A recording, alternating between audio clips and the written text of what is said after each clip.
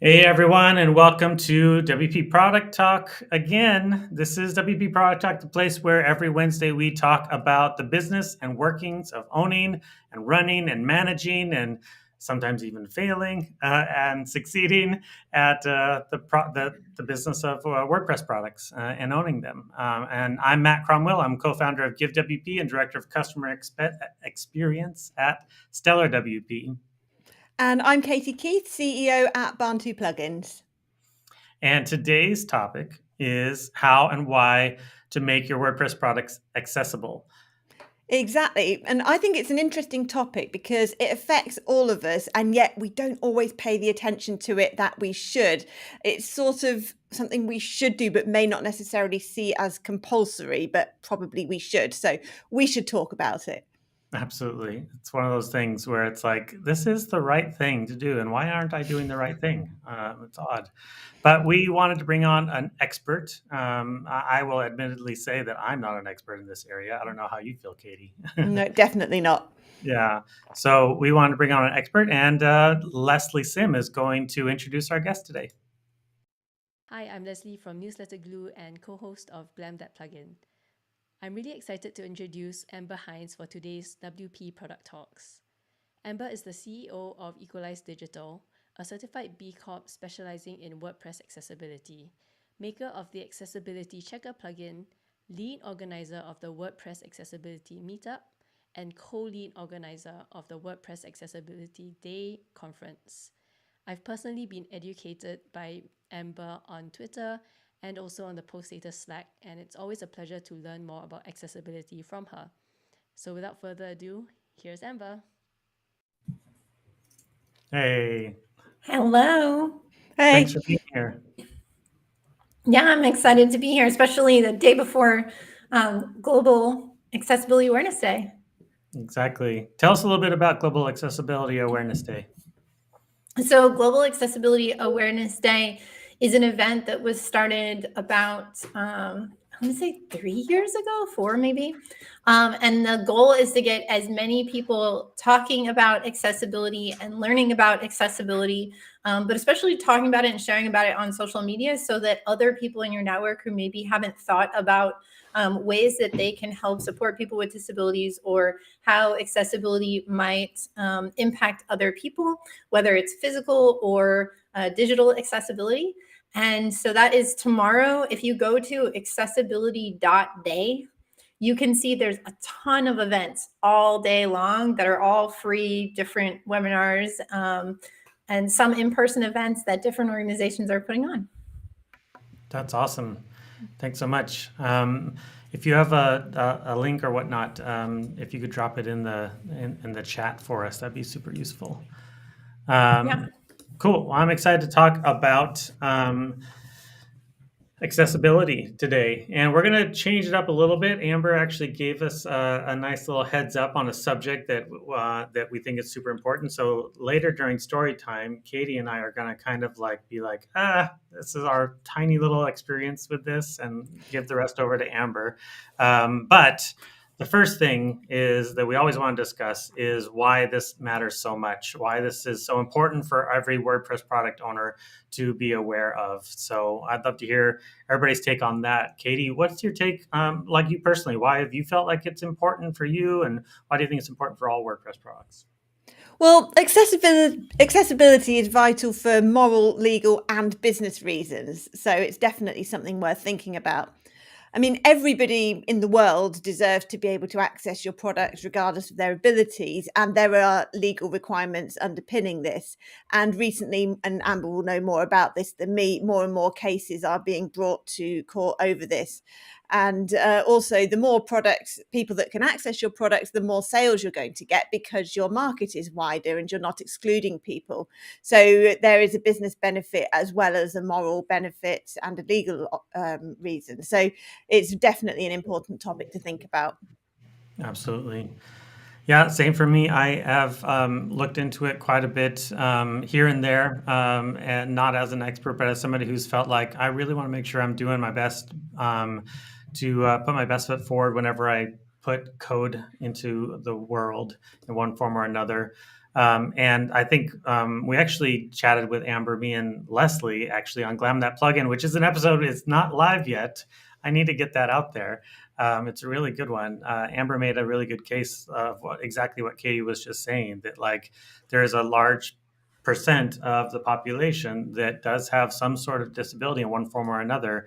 And if your site isn't paying attention to the types of ways in which your content is difficult for people, whether it's flashing for crazy reasons or animated too much, or just not enough contrast on items, or just like, hiding content in weird, funky ways, all kinds of things like that, then you're doing a big disservice to them. And you're missing out on them being part of your audience, because they don't need to have the patience to deal with you. Like, why should we expect that of them, to jump through so many hoops just to be with our product? We should be catering to them, not them catering to us. So I hope everyone, generally speaking, I kind of hope everyone understands that point. One thing, Amber, I'm curious about is if you get pushback sometimes on stuff like that. We do. I feel like it's hard. Like nowadays, all we do is accessibility. So most people who come to us, they're looking for accessibility.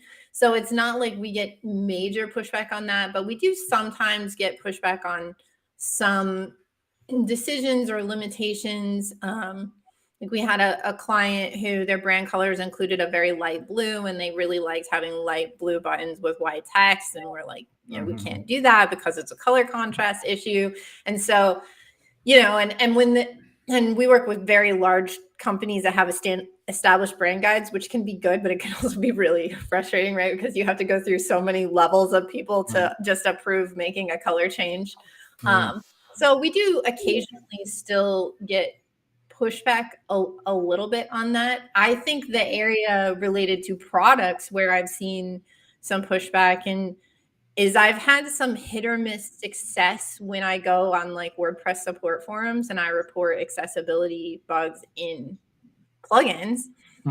Sometimes the plugin developer will sort of say, well, thanks for your feedback, we'll think about it. Which sometimes when it's not a monetized product, it's one person, like you understand, like who even knows how frequently they're doing updates. It gets a lot more frustrating when it's a large company with many developers that monetize their plugin. Do we want to be super really controversial and you can name names, or like?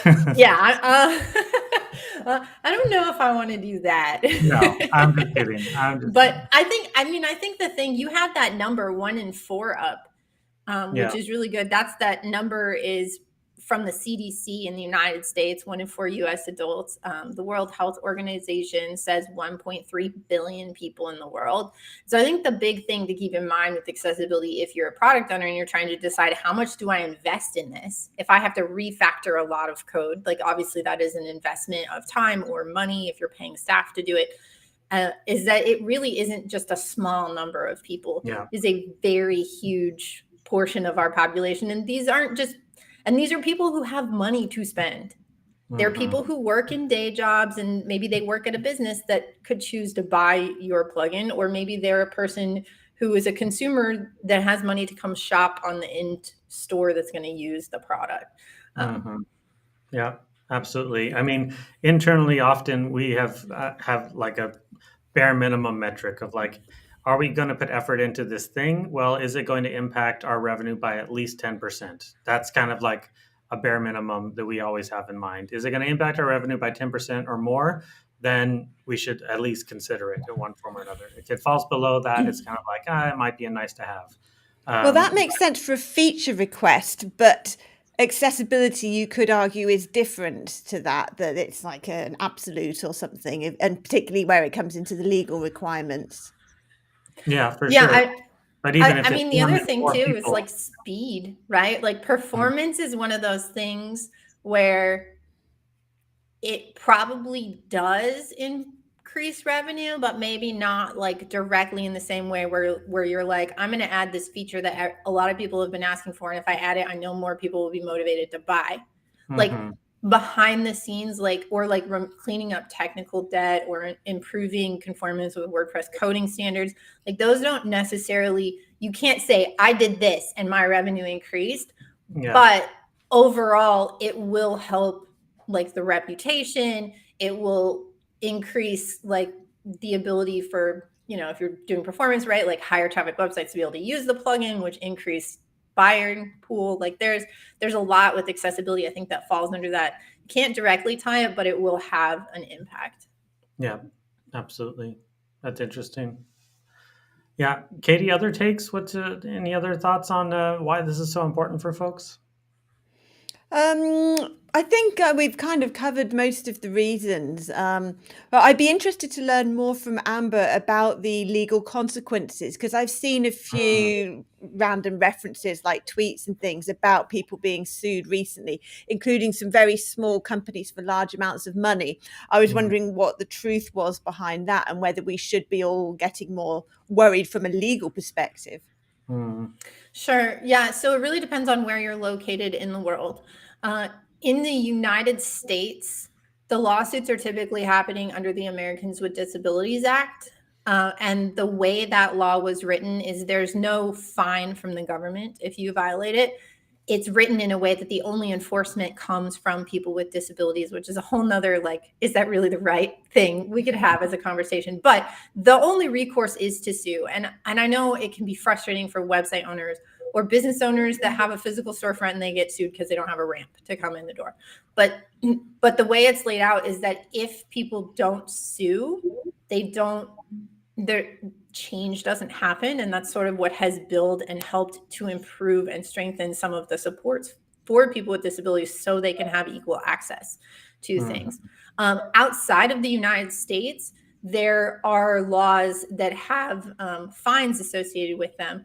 Ontario, with the Accessibility for Ontarians with Disabilities Act, AODA, is actually one of the strongest I've seen, which can have fines of $50,000 per day. Whoa. That a violation exists. And that can, and it's not just, the interesting about that law is they can fine the business, but they can also fine the executives of the business separately. Wow. Whoa. So the individual who is running the business and making the decision can be held responsible. In Europe, there are more strict things coming in June 2025 is sort of the deadline with some of the laws which would have some fines related to them. Very similar to, if you want to think, like Germany in particular, I think has put some really intense things on privacy, and they're going to be doing the same thing with accessibility. So the lawsuits happen. I hate to say, like, do it because you're afraid. Like, that's not a great motivator. And yeah, it's not the only reason. Yeah. And in my experience, people who do it because they're afraid are like frequently looking for the cheapest or the fastest way out, or like a quick fix, which doesn't actually result in the best user experience with however you resolve it, or doesn't, it's thin and it's surface level accessibility, but not really usable, which is a whole different thing you could get into. But I think another kind of like objection or soft objection I hear from WordPress owners often is that they're a really small business. They don't have a lot of development. Like the things you're asking for are going to require, X amount of hours to work on, and we got other things to work on. Like, how do you address that kind of feedback? Yeah, I mean, like with anything, and I'm right there. My plugin does not support itself, right? Like we have client work that pays the bills. You're saying your plugin is not accessible? No, it doesn't support itself financially. Oh, it doesn't support itself. Okay, got it. Like it makes money. Yeah. But it does not pay a full developer salary every year, right? Let alone multiple developer salaries. And we have more than one person on our team who works on this plugin. So like I'm right there. Like we have to make those same choices about, how are we going to prioritize new features or coding time, and how does that relate to the things that are actually paying our bills? Or even if the plugin is fully self-funding, right? And so I think you just have to look at it as what is really critical. What are the major roadblocks that would really stop someone from being able to use the plugin, and then prioritize those first over maybe some of the fewer things that are like, it's not a true problem, but it really could be better from a usability standpoint. But just thinking about, like I mentioned, like it's part of quality code. And if you want to have the least amount of technical debt, because a lot of, not to go too far down the weeds of code, but a lot of accessibility is just using good semantic HTML. And in the long run, if you don't make everything a div, like your product will be much better. And then thinking about, maybe you can use that as a marketing tool too. I mean, Gravity Forms is a really great case study on this. They decided to invest in accessibility. They put a lot of effort into accessibility. They hired an outside consultant to come in, audit their tool, and they improved the plugin. They also added guidance in, and they use that to market a lot. And I think, which we're going to talk about later, like that will open the door for them to now sell their product to government websites, for example, or other entities that are legally required to have to only buy accessible software. Now they have the ability to expand their reach in a way that another foreign plugin that maybe hasn't done this work can't do. Yep. Another one I hear sometimes that I feel like has changed. This is more like 5-6 years ago. I would hear objections that it's just so complex and complicated to know whether or not I'm accessible or not. Like I could tweak my code for forever and I still won't be accessible. I feel like, and you should help confirm, I think, that like the actual specifications and HTML markup itself has matured to a point where it's a lot more obvious. Is that true? Yes, I would say generally there's a lot that when I'm looking at a website, there's a lot that I can tell just by reading the HTML without even having to tab through or screen reader, because I can tell whether or not they're using semantic markup or whether they have appropriate ARIA specs. Now, of course, I've spent a long time studying ARIA, so I just know that. So I think if you're just getting started, there is definitely a learning curve to it. There's some really great resources out. WordPress Accessibility Meetup, I will pitch that. Yeah. But like, yeah, I think part of it is just, even if you aren't an expert, and you don't have to be an expert, knowing that I don't think we're going for 100% perfection, right? We're going for progress. Like, how can we improve things?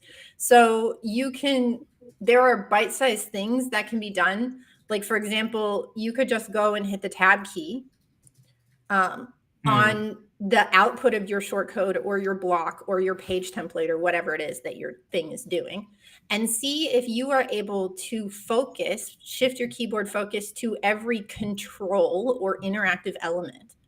So if you are a plugin that has a carousel and it has little left and right arrows, can you go to it with the tab key, and can you hit the spacebar or the return key in order to trigger it and move the carousel? If you can't, then oh, okay, it's probably because these aren't coded as buttons. So like, you could choose a small thing like that, which is, we're going to make sure everything can be got to with a keyboard alone. I noticed, and I'll note too, we haven't talked about this too much, but I do want to touch on it, is like backend WordPress accessibility is really important too, because there are a lot of people with disabilities who build WordPress websites. And if you want them to be able to buy your plugin or use your free plugin, then the backend has to be accessible. And that was something that was a big thing I got really excited about last year. Advanced Custom Fields went through and they fixed all of their keyboard issues in the settings panel, because you couldn't use Advanced Custom Fields previously unless you were able to use a mouse. So like, thinking, if I turn my mouse off and I stick it in a drawer, can I still do everything in my plugin that I would want a website builder to be able to do, or that a front-end user would be able to do? That's a really easy test. Yeah, and even just testing that and fixing that is that can be a huge improvement. Nice. It sounds like a big part of the problem is trying to retrofit accessibility. And obviously, if you've already got a product and website, then that might be necessary. But I would say that the goal should be to train yourself, train everybody, the people who do the design and the UI stuff in the first place, the developers who implement it. Everybody should have some level of training in accessibility issues so that that becomes integral to their work. And then it's not seen as a separate project, and it's also not seen necessarily as a burden that increases the development time. It's not something they have to budget for. But obviously, if you haven't always done that, and even if you have, you should still check it occasionally to see what you've missed. Yeah, no, I think like that's a really good point, Katie. It is a lot more challenging to retroactively fix something that wasn't coded accessibly in the first place. So we call that in accessibility like shifting left, trying to get it as early in the process, which can even happen before development. If you have a designer who is building out what the shortcode output is going to look like designing it in Figma or something, or even your admin setting screens. I've seen some where I'm assuming they're spending time designing these in a design program before the dev team is actually building out the admin settings page. There's stuff that can happen during design, like looking at color contrast, checking to make sure that links in paragraph, things like that are underlined, style choices that impact accessibility. And so if you do it then, and then as a developer, if you're doing a lot of JavaScript, there are some linting tools. So AXE from DQ, they have a linter that integrates with GitHub. It doesn't do PHP, unfortunately, but it'll do all the JavaScript and HTML and that kind of stuff. And so you could set up a GitHub action when you submit a pull request that checks for accessibility problems and flags them, right? So there's a lot of sort of automated testing that can happen earlier on. And then, my big thing is I really want developers, don't think about, oh, I'm going to build this thing exactly the way it is, and then someone's going to test it and then I'll fix it. You try to be proactive. So as you're building, just like you might make your window more narrow to make sure your mobile styles work well, tab through. Right? Turn on a screen reader on your computer. VoiceOver, if you're on Mac, if you're on Windows, there's a free one called NVDA that's open source. And listen to it with the screen reader as you go, just like you would with mobile design. Interesting.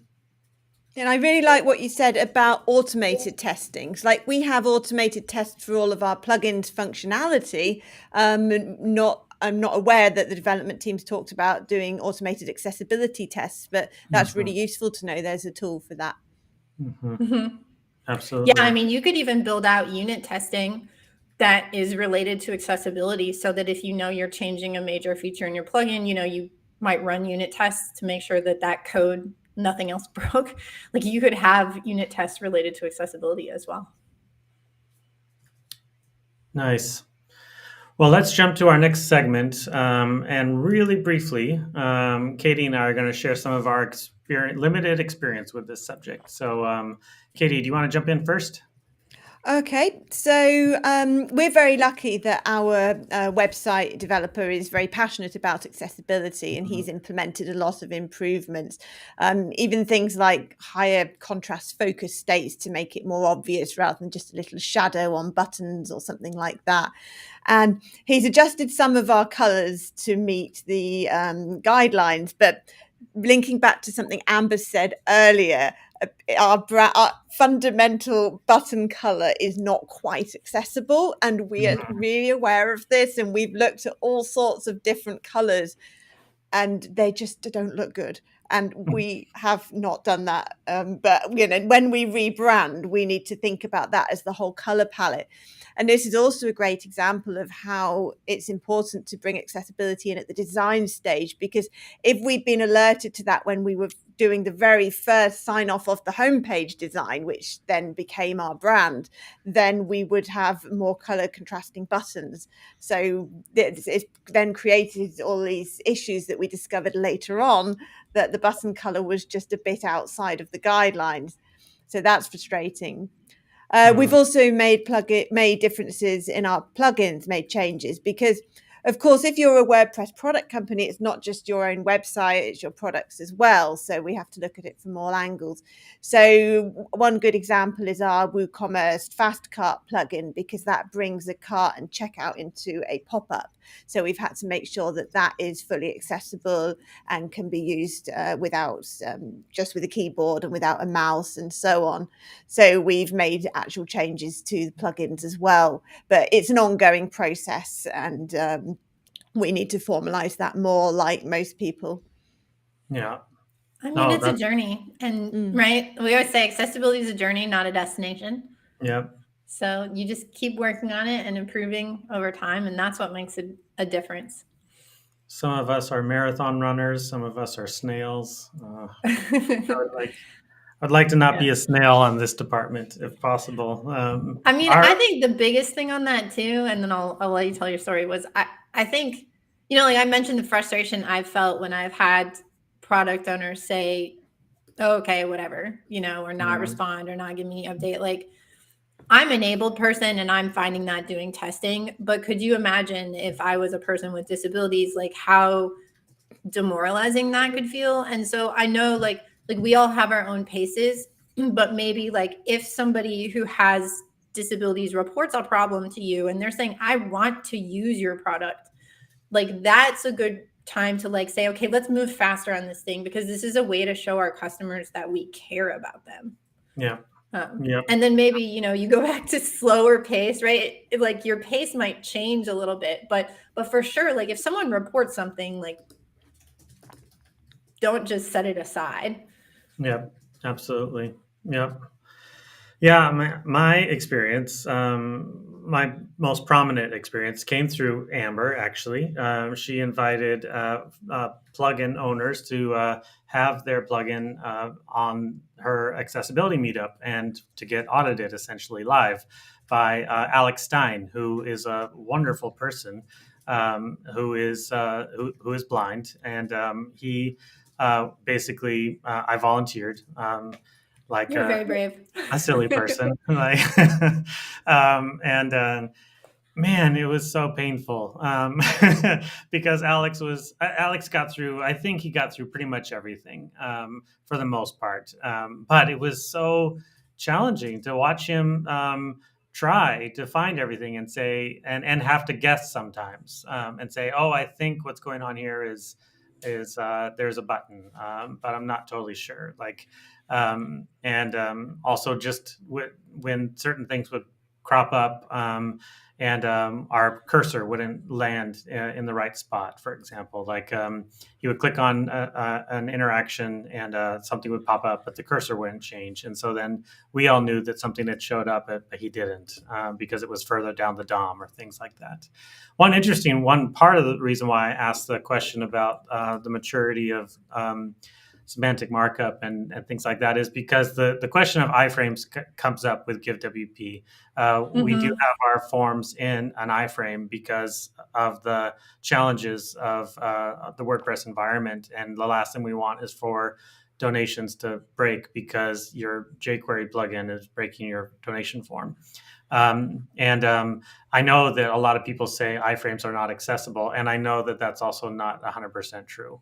And so the iframes are a sort of shadow DOM, and the shadow DOM is accessible in certain ways and certain because Alex was able to get into our form successfully and was able. It's just the context changes, so it throws them off. Is more, I think, what it is. Like if you had fully accessible content just in an iframe on a page, I don't think it would be a problem. It's just it's not an expected interaction. For most of us, we don't even know we're in an iframe because it's not like you have the border and the scroll bar and all that, right? But it gets announced by the screen reader, and then he's like, "Wait a minute, what happened?" And he's like, "Am I supposed to be in this? Am I not?" And like that's the thing about those. So I hope it was painful because in a positive way, and not because we made it painful for you. Oh, absolutely! Like what was. I want everybody to go through that because it's one of those items where you don't actually recognize the situation somebody else is in until you witness it, until you're there, until you like have this compassion for Alex and are like, oh, I want this to be so much better for you than it is. I think so many folks live in a vacuum when it comes to this subject. They're like, oh, I guess some folks can't access our site. Oh, no. Like, some really kind and dear people want to access your site. And if you watch them try, I think you'd feel a lot differently about this. It's just one of those human experiences where unless you see somebody struggle because of code that you wrote, you just don't understand. You know what I mean? It was a positive experience. It was just challenging and difficult because I want it to be so much better for Alex than it was. So, and it wasn't terrible either. It wasn't like, I have to say, Give is great. Like, we did a decent job without even being 100% intentional. But since then, and I did promise at that time that we have pivoted and have a lot more focus on that overall. So our new forms are coming out really soon. Our next generation donation forms are coming out, and they're incredible. And they're that's totally awesome. so, yeah. I think on the story front, like what you said, like seeing a person is really important. I remember when I first got exposed to accessibility, it was because we got work for Colorado State University, which universities, because they get federal funding, have to be accessible. And we didn't really think about it. We were just like, oh, we're going to build a website. And then we're like, oh, okay, we need to do some accessibility on it. And then at some point, they audited and they came back to us with feedback. We fixed it. But it wasn't until the first project I had where we said, we're going to add in our project fees, like budget for user testing, that I got to see a real person do it. And now, of course, like I have a lot of, because I'm in the disability community, I have a lot of friends with a lot of different disabilities. And I always, like, it's so personal to me. Like, you'll notice in post status, I put alt text on my images when I post them in Slack. And it's because I know Alex is there. And I love Alex. And I was like, if I'm going to post an image, I want Alex to know what this image is too, I actually didn't know that you could do that in Slack. I did not even know that was a thing. It's really buried and super annoying how buried it is. But you can even do it after you've already published the image. You can like edit it, and it's like in the edit the metadata on the image. Wow. I do it on Twitter. I always am careful about my Twitter images. Yeah, Twitter's nice because you can go turn on in your settings a reminder. I had forgotten that was a thing, and that I just thought I did that for everyone. And I was like, why are these people ignoring it? And then someone was like, no, you turn that on for yourself. But you can turn on a prompt that will be like, are you sure you want to post this without alt if you forget to fill it in? But I think, like I would really recommend as much as possible, if you don't have the budget to have someone test your plugin, I mean, of course we do it for free during the meetup, but we only do 4 a year because otherwise that'd be all we'd be doing at meetup. But like at least watch someone test someone else's plugin, like watch a recording or something like that. Or, potentially at a WordCamp, you can find somebody who knows accessibility. There's a lot of people in the WordPress community that are on the accessibility team around the world to go to different WordCamps. But I feel like if you can put a face on it, it really does help with saying like, this is why I'm doing this. Yeah, this is who I'm doing this for. Yeah. Is the Give audit live somewhere? Is there? Yeah. Yeah, I can get a link. Hold on one sec. I'll throw it in there for you, and then you can share it. Yeah, we have all of the recordings for meetups on it's equalizedigital.com/meetup redirects to this much longer page. Cool. And then you can see all the recordings. The most recent one we did was for Paid Memberships Pro. Yeah, I've read that. That was really interesting. Yeah. So there's a video, but there's a transcript, which is really good because it's not just about people who can't watch videos. I don't want to watch a video. I'd rather read it. So that's really great how you appeal to different learning styles or whatever. We disagree about coffee, but we agree about that. I like to do things on my own time, not the pace they set. Yeah. They're like, watch this video. Why would I do that? Give me a transcript? I pretty much, I started doing this when I started using screen readers more, because I have screen readers. That's all the recordings, and you can share that, but I'll find the Give one. I have my screen reader set faster. Certainly it is not the pace a native screen reader uses at all. But since I've started like with screen reader testing, getting used to hearing things faster. Now when I watch videos, I frequently I'll do this week in WordPress, but I do it at like 2x speed. 2x. So it only takes me 30 minutes instead of an hour, and I can like listen to stuff much faster. Yeah. So well, that took a little long. Yeah, exactly. That took a little longer than I was hoping, but that was good stuff. We have a special segment where Amber needs to educate all of us a little bit on some documentation items and VPAT in particular. Yes. So this is something that, as we were talking about the show, I was thinking most people may not have heard of a VPAT, which stands for Voluntary Product Accessibility Template. We have a link that we can share. What it is a template that you fill out, and what you end up generating from it is an accessibility conformance report, which is normally just called a ACR. And it's an international thing that pulls in. You can have different options. If you go to the link, you can see there's different versions. So why this matters is because in Europe, in the United States, there are laws that say that any publicly funded IT, so which includes websites or software that is used on websites, has to be accessible, and it bars the federal or the European Union, I don't know what you call the countries, what do you call them, federal governments over there, from purchasing inaccessible technology. And in the United States, if you want to sell your plugin or your theme, or in EU for use on a higher education website, on a federal government website, some states here also have laws. It has to be accessible. And how do you prove that or document the level of accessibility? Because sometimes it's like mostly these things are all accessible, but this one isn't, and here's why. That's what a VPAT is, essentially, is an official recognized document that you can create or go through the process. We have one as an example on our website if anyone wants to look at it, because we had to create one for some of our customers. They said, hey, we need this, or we cannot buy your plugin. And so it is, we ended up deciding, even though the customer who's buying it is federal, a branch of the federal government, in the US, we decided we'd do the international VPAT.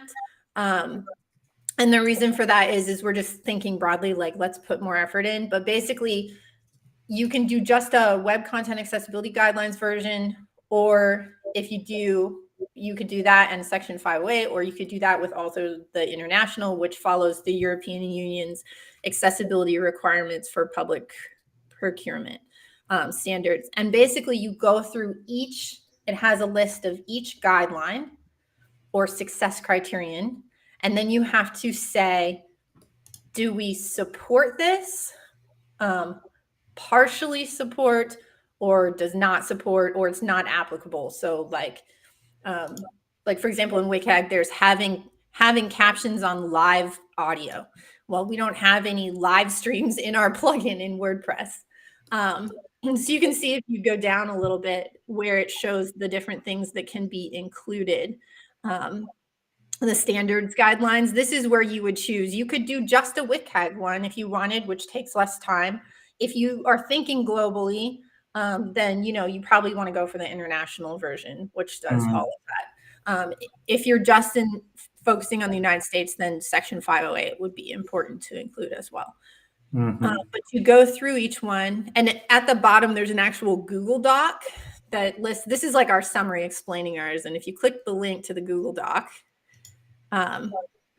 then you get a full document that has the date that it was tested, the description, like the version of the plugin. So ours is about a year old now. So obviously this is not the current version. You don't always have to update it all the time. And you would notice that if you went to look at like Adobe, for example, they have a lot of these for all of their software products. So, maybe you talk about creating one, updating it maybe annually or every couple of years, depending on how much is changing. But And then you can go through and you sort of see here, you know, we're saying this is the guideline. And the things in the left column, you don't have to fill in. That's already there. Mm-hmm. And the central column is where you say if it either supports or partially supports. So you see I have a partially supports. Like, and then on the right column, we have notes about what it does or doesn't do, like where are some areas of weaknesses. So the process of creating this is you first have to have an accessibility audit of your product. And then you either decide to maybe fix things that you don't want to say does not support, or you say like, okay, we're going to put these on a roadmap. We don't have time to fix them right now. And you just document what the standard is. And then that way you have this available for a federally funded website in the US or Europe. Wow. And we just had a conversation. We're in the middle of, or we just came on to start remediating a community college in Illinois' website, and they are under mandated remediation with the Office of Civil Rights in the United States because they had complaints filed against them. It's a WordPress site. And one of the conversations that we had today, if you go to that link, there's basically it's Word docs that you can download. You just choose your version and you download it. And so we had conversations, and what's going to end up happening is there are some plugins where they're going to have to go to the plugin owner. And because they sat down, she said she actually last week had a meeting with their person from the Office of Civil Rights, and they said, what do we do? This is a third-party thing. And that person was like, well, technically under the law, you are not allowed to buy this if it's not accessible. So they have a certain amount of time to remediate. So they're going to have to contact that plugin owner and say, here's the list of things that have to be fixed. And this is the deadline that the Office of Civil Rights gave us. Or we are going to stop paying for your product. Yeah, absolutely. So, crazy. But I mean, again, there's the negative of you can lose business, but there's also the positive, which is that if you are interested in selling like enterprise licenses or sort of going beyond that $99 a year kind of price point, having this kind of documentation is probably really important to that step of that enterprise licensing, especially if you're interested in converting your product to a SaaS or including SaaS aspects in your product. This would be something you would want to do. Yep. Wow. Man, this is a lot and really good and actionable. I love how detailed it is. Me personally, I love more detail, not less. So this is super helpful. And I mean, full disclosure, folks, Amber is for hire. So yes, we do VPATs. Yeah. I've also actually, I've had people, we have had people ask for VPATs for websites too. So it's not just for products. It's typically more for like software products, but we also have had them for websites. So. Interesting. Katie, any other thoughts or ideas there? What's your take on the VPAT issue? Yeah, it's interesting. I've never come across that. We have one plugin in particular, the document library plugin, which quite a lot of government organizations use to create a document library. And they have a lot more hoops to jump through outside of accessibility, things like doing purchase orders and getting to be formally approved as a supplier. And I'm like, come on, it's a $79 plugin. I don't want to apply to be a supplier. Just buy it on our website. There's a real clash between our business model and their expectations. But I didn't realize. That's where I think that like enterprise stuff can come in. And maybe you have on our website, this is our $79 version. And then here, you're an enterprise organization, contact us. They get higher pricing that maybe also includes like feature requests or like an SLA. If something breaks on their website related to their plugin, you'll respond, right? And then that also helps to justify you putting the extra time into the procurement process and probably all the extra conversations for sales, right? Because you don't want to do that for $79. You could just like at this point, you should just not buy my plugin.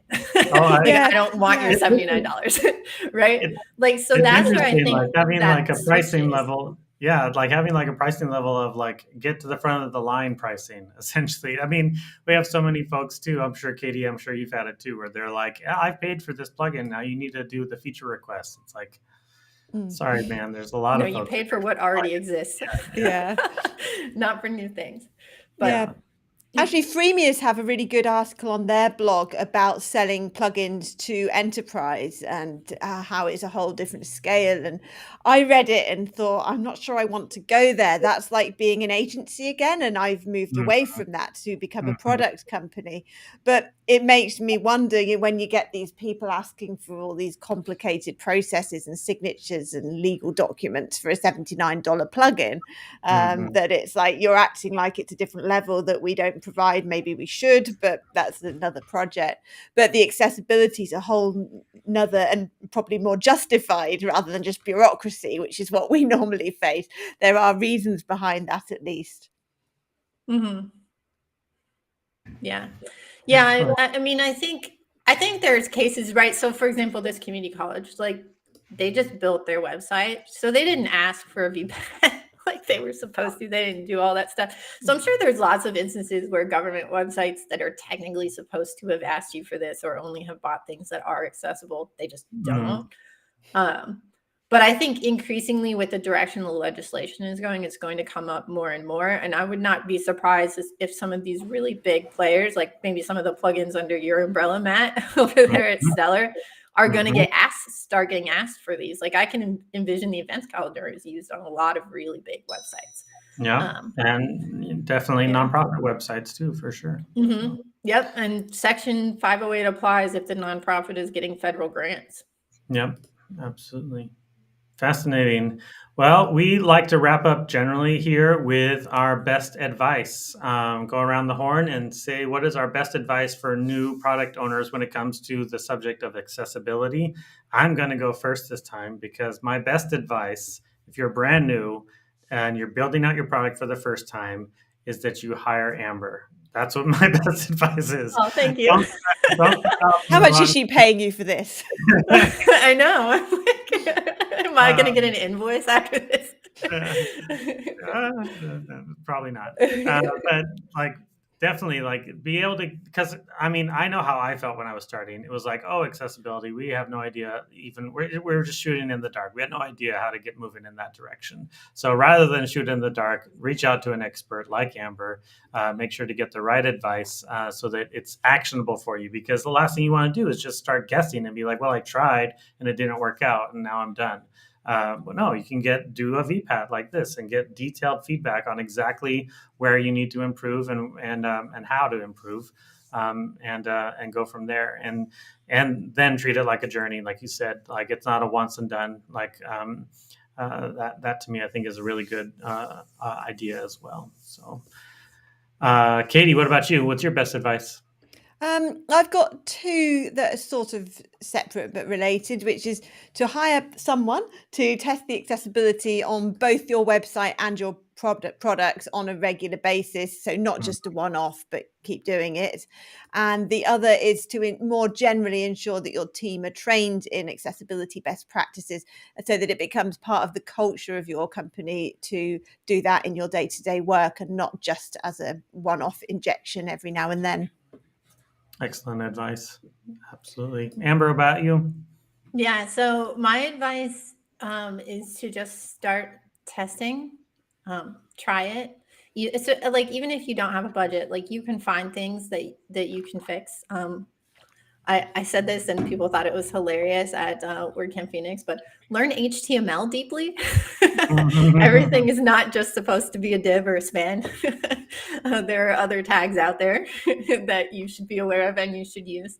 And yeah, I think involving users where you can, but even if the testing is just you yourself or you're using automated tools, total shameless plug, my free plugin tests unlimited posts and pages. Go put your short codes on a page and use my free plugin and you can scan and get some feedback, or you could use a browser extension like Wave that's totally free.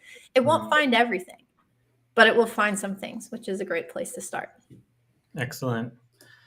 Wonderful. Well, this was a great and informative session for sure. Thanks so much, Amber, for being here. We really appreciate it. Yeah, thank you. Next week, we have a bit of an exception. We're going to be on Tuesday next week, right, Katie? Yep, but it was someone we would definitely make an exception for. The man who needs no introduction is Joost himself is coming on next week. He's going to be talking about what makes for a great WordPress product brand and why you might want to rebrand now. So he obviously has huge experience in that, both through the Yoast brand and other WordPress brands. And I'm also interested to catch up with him about his new ventures, because you probably have heard that he's recently stepped down from Yoast and is moving on to more of a Shark Tank kind of accelerator, supporting other product companies to grow. So I'm interested to learn what he's doing more generally. Yep, absolutely. So excited for it. And thank you, everybody, for being here. And we'll see you next week.